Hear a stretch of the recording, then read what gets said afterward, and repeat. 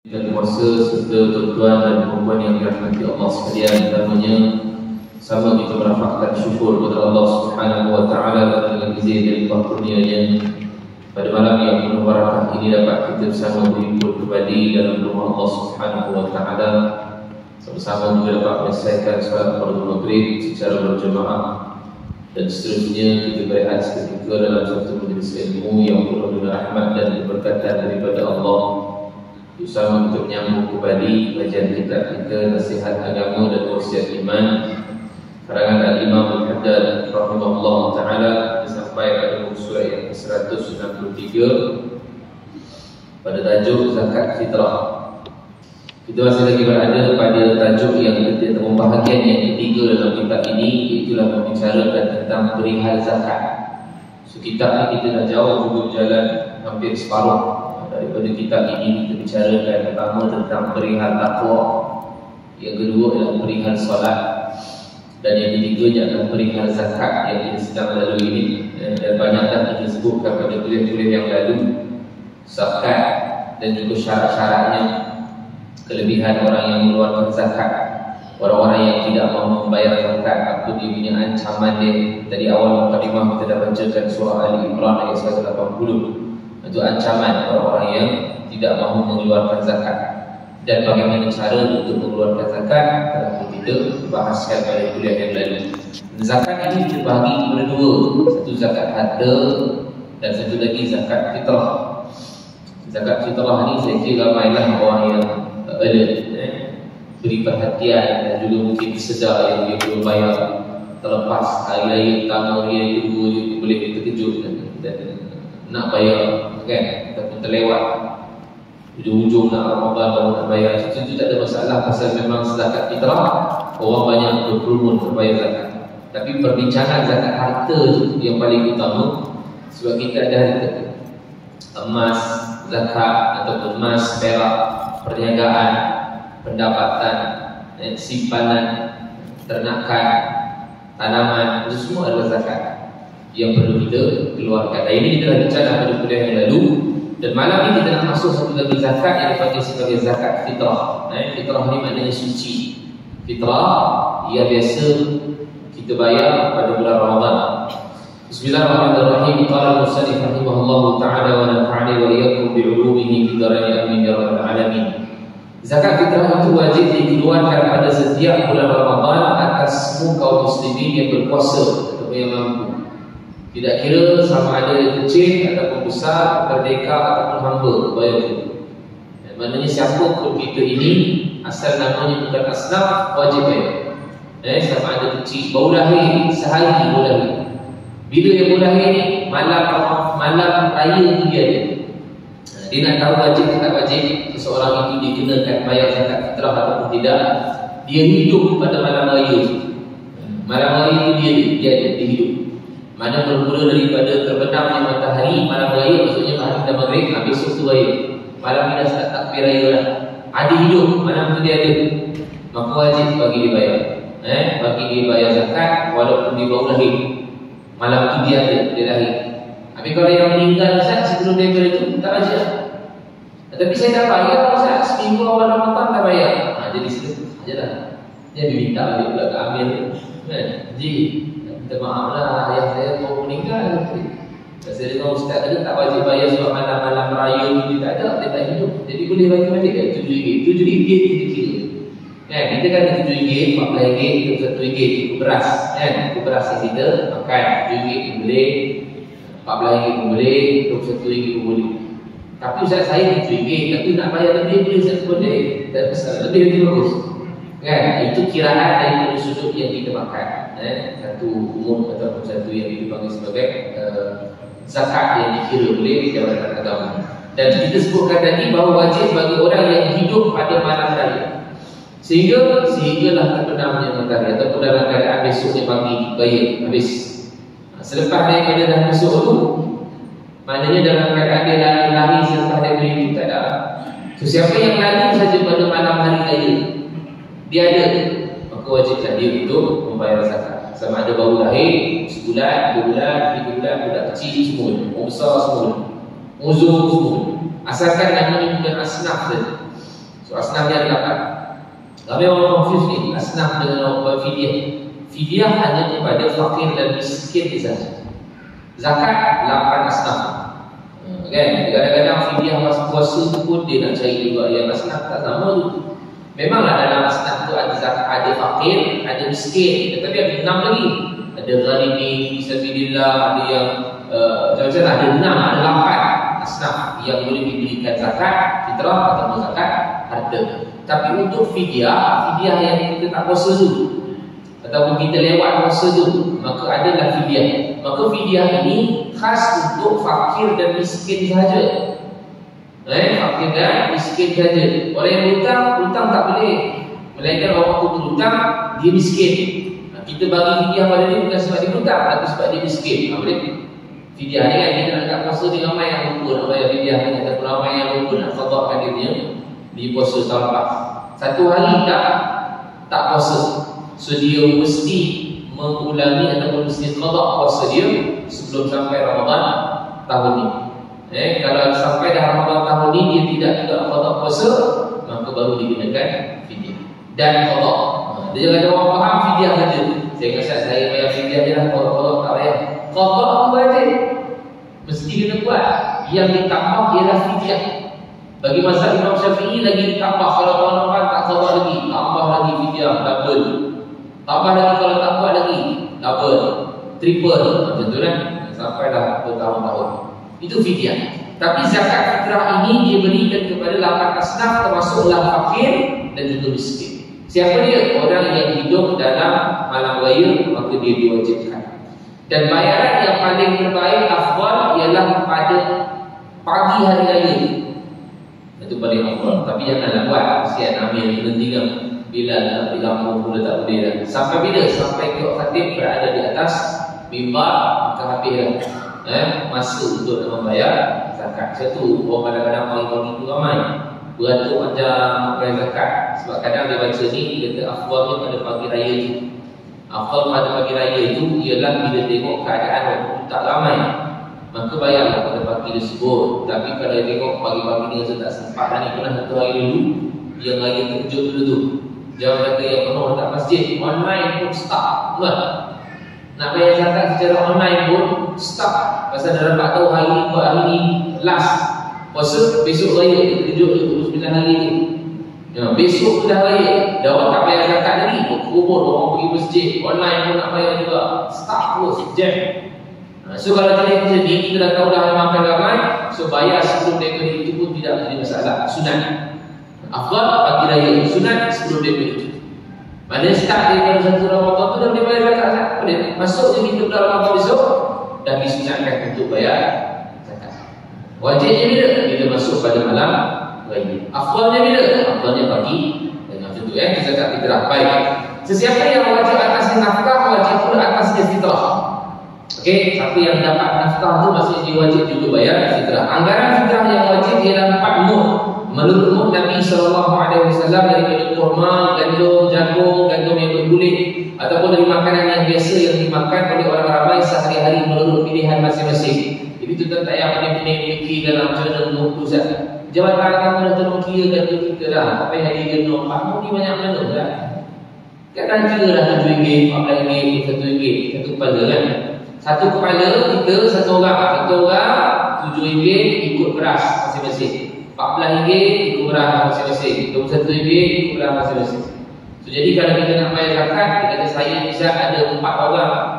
2 orang anak, 1 orang lelaki, 1 orang isteri. Saya rasa seorang lagi suami, 4 orang anak. Saya nak bayar sekaligus boleh tak? Boleh. Pergi dari ambil tu, saya bayar saya dan juga tabungan saya. Tapi dia akan baca lah. Dia ada tabungan kan? Ada bacaan, ada pilihan. Cukup 4 pilihan dari situ. So, dia kata saya ini bayar dan saya dan juga tabungan saya sebanyak 3 orang dengan harganya RM28 hanya kerana Allah. Dia pun baca Allah. Semua selesai. Boleh. Atas tabungan kita tak perlu minta izin. Okey, kalau itu anak kita tak perlu minta izin. Kalau itu isteri kita tak perlu minta izin. Yang wajib minta izin ialah bukan tabungan kita. Kita nak bayar orang macam kita yang susah kat kampung tu, kita minta izin dia dulu. Jangan terus-terus bayar. Ya, dah Ustaz tak kena minta izin, susah tak kena. itu adalah hak individu, itu adalah ibadah perseorangan, seorang diri dia punya. So kalau kita nak bayarkan dengan sebab mungkin dia tak cukup duit ke bagi semua ada tabungan lain, so dia wajib bayar zakat.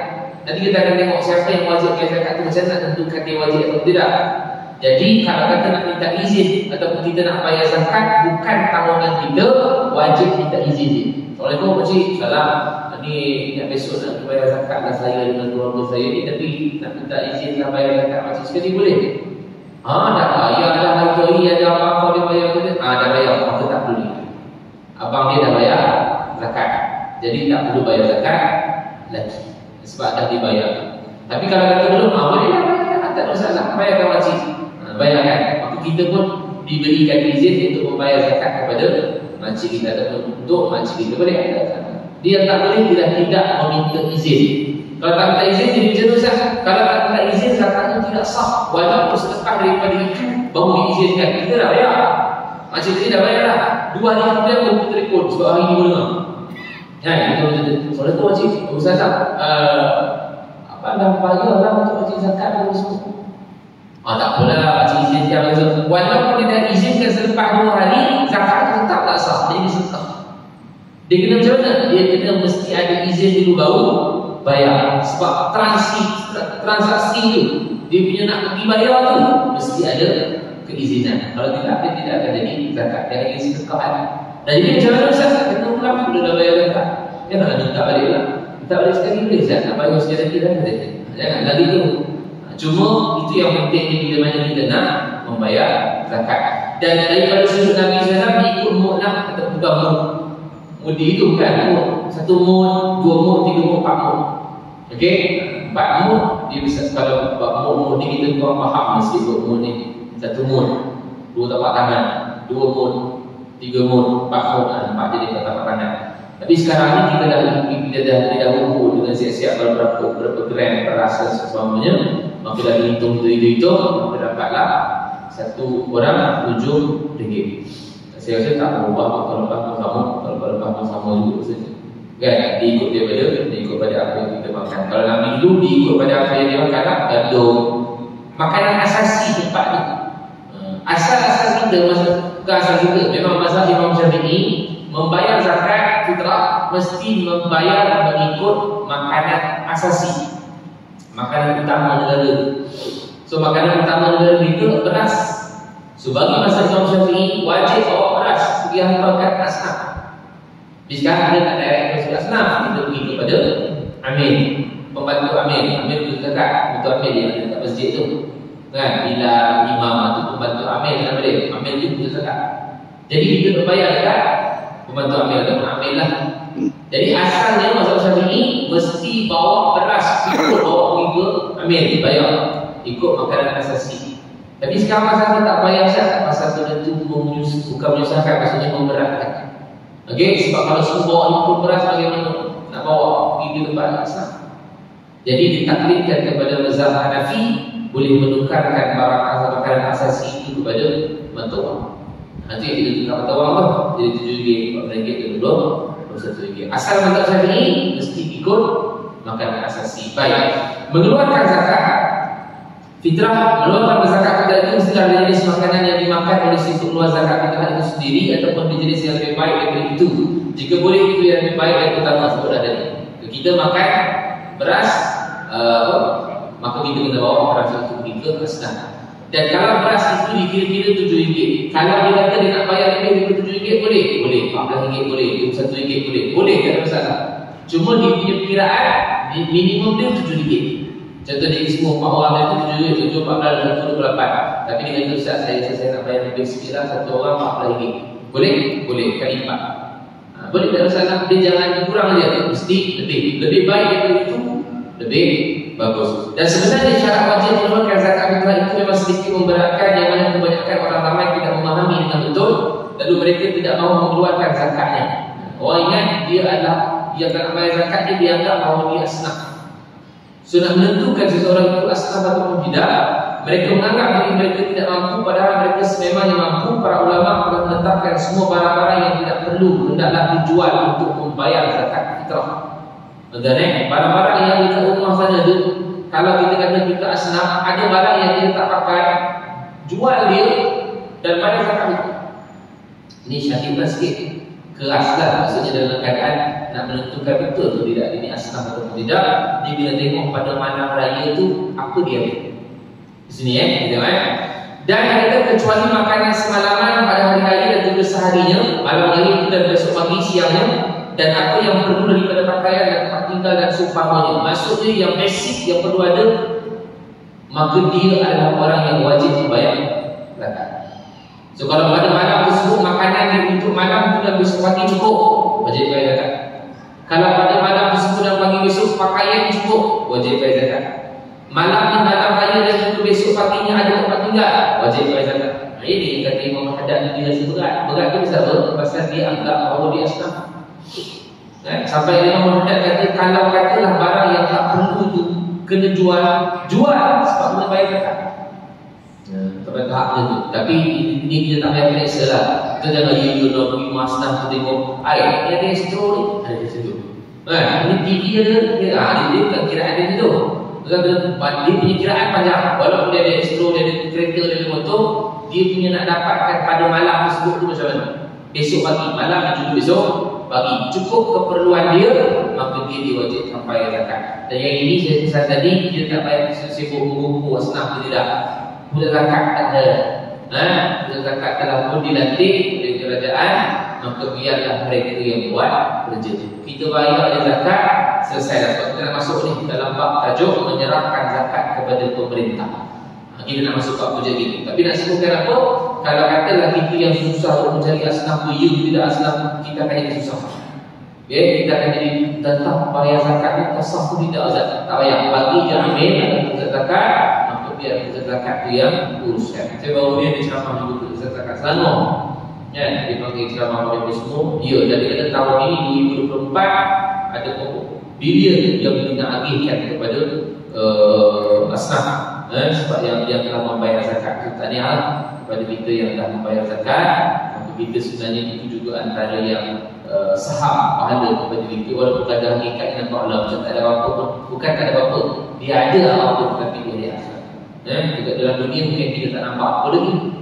Tapi bila zakat Selangor alhamdulillah dia telah keluarkan di punya statement tu.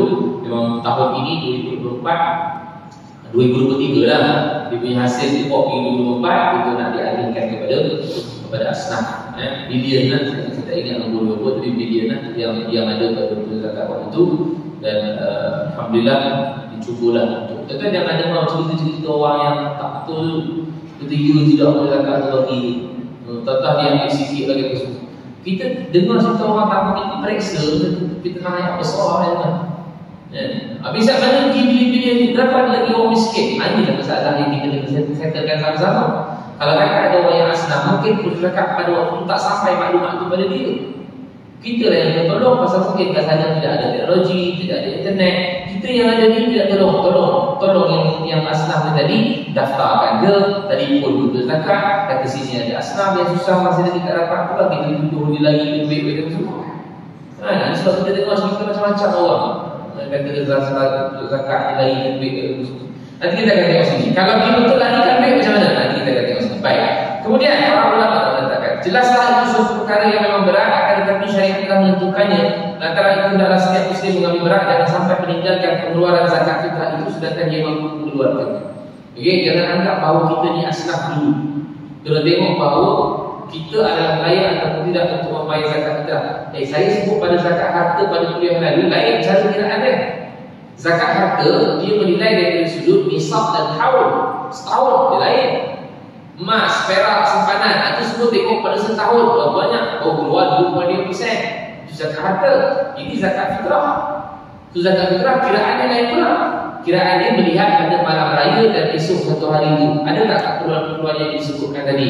Kalau ada, maka dia wajib bayar zakat. Kalau tak ada, barulah namanya adalah dan saya sebutkan tadi, apa yang kita susah-susah untuk cari bahawa ini asnaf atau tidak, layak atau tidak, bagi saja bila zakat, maka bila zakat akan uruskan perkara tersebut. Baik, kalau kita masuk menyerahkan zakat kepada pemerintah, ambil je lah. Okey, itu adalah ambil itu adalah lantikan daripada pemerintah untuk diagihkan. Dan ambil ni juga boleh dapat tak zakat? Boleh 8 asnaf tu ada amil dalam tu. Dia juga layak untuk dapat. Tapi bukan semua kan. 8 asnaf tu ada fakir, ada miskin, ada zalimin, ada amil, ada mu'allaf kan, ada fisabilillah. Semua 8 ni termasuk dalam amil yang membantu kita mengagihkan zakat. Dia boleh dapat tak? Tapi bukanlah semua. Baik, sekarang ni kita confuse. Macam mana Ustaz kalau kata pemerintah tak bagi pada asnaf? Katanya berhadap apabila pemerintah yang adil menuntut diserahkan zakat kepadanya, maka wajiblah kita menyerahkan zakat itu dan gugurlah tanggungan kita sebaik-baik kita menyerahkannya. Sesudah itu ia menjadi urusan pemerintah untuk membagi-bagikannya. Kalau kita memang ada di negara kita di bagus, alhamdulillah kita ada zakat masing-masing, Selangor, Koroko, semua ada negeri masing-masing. So pemerintah pun kata bagus untuk berikan zakat itu kepada zakat dan lepaslah benda itu. So kalau kita tak bayar zakat kepada benda zakat, lepaslah kita punya zakat, itu antara benda zakat dengan asnaf pula. Dia bagi, tak bagi, itu bukan kerja kita lagi dah. Tak ada lagi urusan dia. Urusan kita ialah memberikan kepada benda zakat. Pemerintah tadi itu dia melantik, maka pada ketika itu urusan zakat kita telah pun selesai. Sebab zakat ni rukun Islam.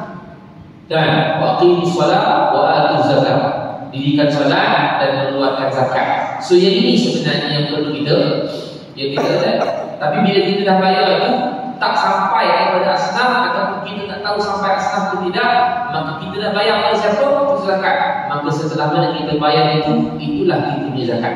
Selepas daripada itu tak ada lagi dah kita dikira. Kalau betul dia menipu, itu dia dengan, tapi kita tidaklah satu buruk macam tu sekali. Okay, tidak satu buruk macam tu. Sebab kita sangkakan bahawa memang sampai kepada asnaf, fakir miskin dan yang susah-susah itu. Demikian pula hukumnya jika pemerintah itu tidak adil, ia tetap wajib menyerahkan juga untuk memelihara perpaduan dan menjauhi fitnah. Kalau tadi kata yang adil, maka wajib bagi dekat pemerintah. Dia adil. Okay, pemerintah yang adil, pemerintah yang meletakkan sesuatu pada tempatnya, maka pada ketika itu wajib kita bayar kepada zakat dan bagi zakat uruskan. Hatta kalau pemerintah itu tidak adil pun kena bagi juga kepada zakat atas perintah pemerintah. Perintah kata kena bagi zakat, kena bagi zakat kepada zakat, bagi. Walaupun dia tidak tahu, dia tidak adil, bagi juga. Kemudian jika pemerintah itu membagi-bagikannya kepada siapa yang berhak menurut asas-asas yang 8 sebagaimana yang ditentukan oleh Allah, maka saya akan menerima pahala yang besar daripada Tuhan begitu pula orang yang menyerahkan zakat tadi. Walaupun dalam keadaan dia tidak adil, kita tahu dia tidak adil dekat dari sudut zakat, dia tidak adil dari sudut pemerintahan dia ke, ataupun dia mungkin orang yang dalam keadaan jahat ke, macam pemerintah-pemerintah dulu lah, kan ada yang zalim. Hajjaj Yusuf As-Sakhafi zalim, bunuh sahabat, bunuh para ulama, kan? Hajjaj Yusuf As-Sakhafi, itu orang gubernur di Kufah di Islam. Jadi orang kena bayar zakat kat dia, tapi dia bagi pada orang Islam yang betul. Sebab apa? Walaupun dia zalim dari sudut memang dia pemerintah dia zalim, tidak adil dari sudut pemerintah, tapi bila dia bayar zakat, dia bagi pada asnaf yang memang layak, maka pahala juga dapat pada dia dan juga dapat pahala orang yang bayar zakat. Tadi kita cerita tentang pemerintah yang adil. Ini tak payah cerita lah pasal memang dua-dua adil. Pemerintah pun adil, kita yang bagi pun adil, selesai dapat pahala. Yang ini pemerintah tu zalim. Pemerintah tidak menguruskan pemerintahan pentadbirannya dengan betul. Mungkin dia bunuh orang, dia zalim orang, tapi bila bab zakat dia bayar pada asnaf yang betul, pahala dapat pada dia, pahala dapat pada dia. Maksudnya zakat itu sampai kepada asnaf yang 8. Akan tetapi jika pemerintah itu tidak membahagikannya menurut perintah Allah, kalau dia bayar pada zakat, tapi pemerintah yang zalim tadi itu tak bagi pada asnaf yang 8 itu, maka ia akan berdosa besar dan telah melakukan suatu penganiayaan yang berat terhadap orang-orang kaya kerana ia telah meletakkan zakat mereka itu pada tempatnya. Begitu pula ia telah melakukan penganiayaan yang sama terhadap orang miskin dan telah menahan hak menerima mereka dari zakat yang telah ditentukan Allah dalam harta orang kaya dan hamba-hambanya. Maksudnya yang kena tanggung dosa siapa? Pemerintah. Sebab orang yang bayar zakat tidak bayar kepada pemerintah, pada zakat tadi. So pusat zakat dan pemerintah ni yang tak bayar kepada asnaf. So mungkin dibagi kepada orang yang dia nanti kongsi-kongsikan bukan pada asnaf, tapi pada orang yang dia kaya macam tu. Dia buat dua dosa lah. Pertama, dia telah membahagikan harta-harta tadi itu sama rata, ambil hak orang lain. Dan yang kedua, dia telah menganiaya orang miskin yang sepatutnya dapat hak tersebut. Okey, yang kena tanggung siapa? Pemerintah. Yang bayarlah. Itu yang disebutkan tadi, kalau kita dah bayar, dia nak buat apa lepas tu buat. Jadi kita sangka baik je lah. Pasal kita pun tak ada bukti. Dia mengatakan dia bagi atau tidak, tak bagi atau tidak. Kita hanya dengar saja mengatakan bahawa dia tak bagi ni, tak sampai ni, tak sampai ni. Kita hanya dengar tu. Jadi bukti tidak. So sangka baik ada orang yang uruskan zakat kita, insyaAllah maka dia akan dapat pahala. Itu adalah sebab isu zakat ini bukan baru. Isu zakat di zaman Nabi wafat lagi ada. Orang tak nak bayar zakat lah bagi semua kan, tak bayar pada orang tak. Pasal pula aku dulu bayar pada Nabi. Sekarang Nabi tak ada siapa nak bayar pada kau orang. Isu suti pun lama dah kan. Sekarang ni pula orang tak nak bayar pada zakat. Pasal baik aku saya kasih nafri. Betul, boleh saya kasih nafri. Tapi betul ke tidak dia sekarang? Tak apa, saya memang tahu saya nak kata orang kawan saya ni orang miskin bagi Kristus. Okey, betul atau tidak dia asal? Betul, saya miskin. Baik, kalau tiba-tiba nanti ke akhirat Allah kata dia bukan asal. Yang kita rasa bahawa kita nak bayar zakat, zakat tak layak, tak jadi. Pasal apa? Yang kita bayar itu bukan asal. So itu kita ada zakat yang boleh tahu kriteria asal ni. Macam mana nak kira berapa bulanan harga dia gaji dia berapa? Itu zakat manager. Kan? Macam nak menentukan ini adalah asal ataupun tidak. Kita tengok itu miskin, kesian, dia bagi musuh kerja pun tak ada, susah. Tapi kita tahu tak dia adalah asal atau tidak? So takut-takut nanti kita nak bayar yang kita rasa adalah asnaf, padahal bukan asnaf. Dan hanya saja Allah Ta'ala telah mewajibkan zakat itu untuk menjadi kunci bagi si kaya dan sara hidup dan bantuan untuk si miskin. Zakat ini sebenarnya untuk membersihkan jiwa orang kaya-kaya ini. Orang miskin dia memang menerima hasil daripada orang kaya lagi. Kalau orang miskin tidak ada. So orang miskin, orang fakir, dia hanya menerima daripada orang kaya. Orang kaya ni kita bagi kepada orang miskin. Melalui apa? Zakat. Ataupun tak namanya zakat, melalui sedekah, boleh juga. Dalam surah Al-Tawbah Allah kata, "Khudh min amwalihim shadaqatan tutahhiruhum wa tuzakkihim biha wa shalli 'alaihim." Khudh min amwalihim shadaqatan, ambillah harta mereka itu untuk sedekah. Sedekah di sini maksudnya zakat. Sedekah dalam ayat ini maksudnya zakat. Apa tujuannya? Allah kata hasilnya tutahhiruhum wa tuzakkihim biha, untuk menyucikan diri dan membersihkan hati mereka dengan sedekah. Wa shalli 'alaihim, dan tolong doakan untuk mereka juga. Doakan untuk orang miskin. Sebab itu kita ni ada duit, ada harta, kita yang wajib untuk bayar zakat, zakat harta maupun zakat fitrah. Sebenarnya kita telah bantu orang yang miskin dari kita berantara saja. Allah bagi kita harta untuk berantara bagi orang yang miskin, dan kita telah tunaikan hak orang miskin, dan kita telah menyucikan diri kita dan jiwa kita. So kita tak adalah kata cuba debuk nak bagi semua pandai cari sendiri. Jangan jadikan dia sehat, sudah 4 kerat masih ada lagi. Saya betul nak cari. Padahal Allah bagi kita betul-betul kemungkinan itu hak dia. Kita tahan hak dia itu, nanti jadi masalah. Dan barang siapa melakukan satu perlawanan daripada yang telah ditentukan, maka sebenarnya ia telah melakukan satu penipuan yang dosanya amat besar. Sepatutnya dia bayar zakat, dia tak nak bayar, maka dia telah mendapat satu dosa yang besar. Dan tadi kita sebutkan dalam surah Ali Imran ayat yang ke-180, wala yahsabanna alladziina yabkhaluna bima ataahumullahu min fadlih. Jangan sangka orang yang bakhil yang Allah berikan harta kepada dia itu daripada kurniaan Allah Subhanahu wa taala, yang Allah kata huwa khairul lahum, baik buat mereka. So jangan sangka orang yang bakhil ni bila ditahan harta dia tak nak keluar zakatnya. Ayat tentang zakat, ayat tentang zakat surah Al-Imran ayat 180, di mana kata Allah wala yahsabanna alladziina yabkhaluna bima ataahumullahu min fadlih wa khairul lahum. Jangan sangka orang yang bakhil ni yang tak nak keluarkan harta sedangkan Allah bagi harta pada dia, disangka bahawa Allah baik pada dia, yang disimpan tu bagus, yang disimpan tu baik. Allah jawab bal huwa syarrun lahum, bal huwa syarrun lahum, bahkan itu sebenarnya buruk buat orang yang terkut tak nak keluar zakat. Dan Allah kata pada ayat seterusnya, pada ayat sambungan dia, sayutawwaquna ma bakhlu yawmal qiyamah, esok harta tu akan lilit dia. Dalam tafsir Ibnu Katsir, sayutawwaquna ma bakhlu yawmal qiyamah, harta itu berubah menjadi satu ular, yang mana ular itu dipanggil sebagai al-aqra. Al-aqra asy-syuja', asy-syuja'ul aqra. Ular asy-syuja'ul aqra, ular yang otak, di mana suruh otaklah itu ada dalam. Ya, tapi dia berubah menjadi ular. Harta dia berubah menjadi ular, dan harta itu kata ular itu kata akulah harta-harta yang kau simpankan dulu. Dia tak nak bayar zakat. Itu ancamannya bagi orang yang tidak mau mengeluarkan zakat. Padahal tahulah itu adalah hak orang lain. 2.5% itu orang punya dah. RM7, RM14, RM1 itu orang lain punya dah. Ya, kenapa tak keluar? Maka apabila zakat itu diambil secara paksa oleh pemerintah yang zalim, lalu dibayar bukan pada tempat yang betul, kemudian orang yang membayar zakat tadi rela untuk mengeluarkan zakat yang lain kepada orang yang berhak, maka perbuatan itu adalah sangat dianjurkan dan terutama.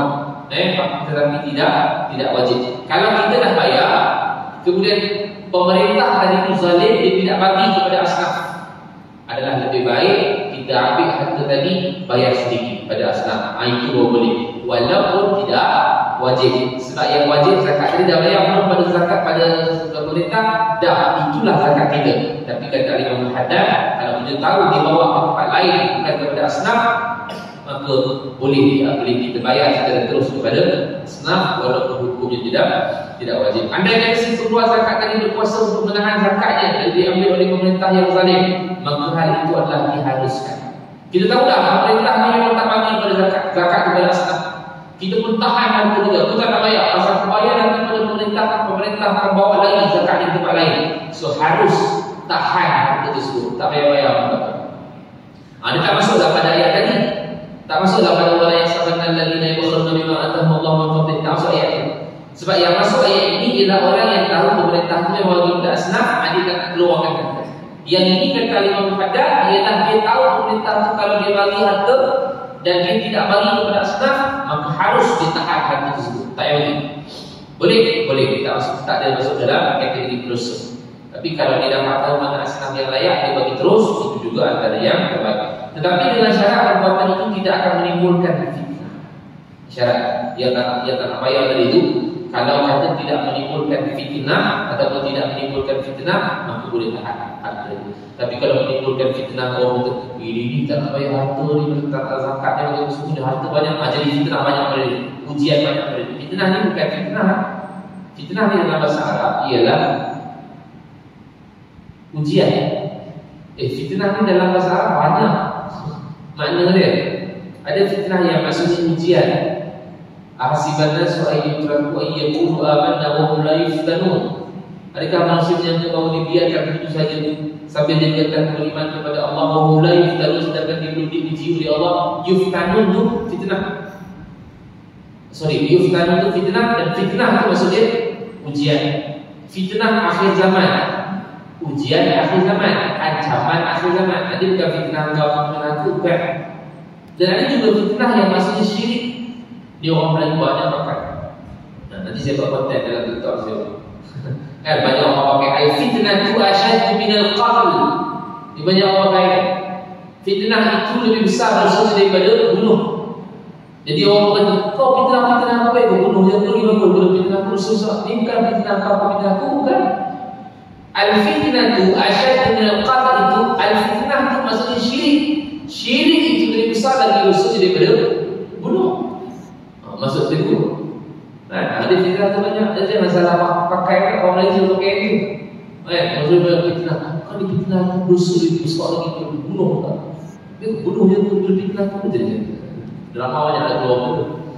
Tapi alhamdulillah drama sekarang banyak datang rapis kan. Bila ada orang yang mahir agama tu diletakkan supaya dia tidak bagi benda-benda yang tak betul. Hadis tak betul, Quran tak betul, hukum tak betul, syubhat dia. Ada orang yang masuk ke alhamdulillah. Tapi nak sebutkan kita ni yang bukan drama ni, kita bersama dulu jangan guna. So kalau nak guna tu guna yang lain. Fitnah tu fitnah buhtan dia bagi. Buhtan tu adalah fitnah. Kita ni ada buhtan, ada ghibah, ada humazah, lumazah. Wailul likulli humazatin lumazah. Ada lumazah, ada humazah. Mengumpat, mengutuk, buhtan, memfitnah, itu betul. Tapi fitnah yang disebutkan ini banyak ini. So dekat sini kita kalau tidak mendatangkan fitnah, maka boleh tahan harta dia. Tapi kalau dalam keadaan dia tidak datangkan fitnah, maka dia boleh tahan harta dia tersebut. Atau menjerumuskan dalam maksiat kepada Allah Ta'ala seperti berdusta yang nyata atau bersumpah yang palsu atau berseumpamanya. Dalam niatnya ketika menahan zakat itu dari pemerintah yang zalim untuk menyelamatkan dari dosa, tidak ingin memberi memberikan zakat itu kepada tempat yang salah.